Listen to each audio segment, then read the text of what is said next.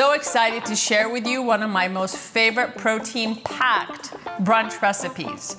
Poached eggs with Brussels sprouts sauteed with United with Earth chopped dates. This is one recipe you have to make your own. Make sure you preheat your oven to 350. Season your water with salt. Go ahead and add white wine vinegar. Dice up your shallots. Crack your egg into a separate bowl. Drop in the egg, start gathering the egg whites over until it forms. Trim off your Brussels sprouts. Remove the seed from the inside of your medjool dates. All right, so I'm gonna take a nice helping of the Brussels sprouts, gently place the egg on top. Use some fresh cracked black pepper.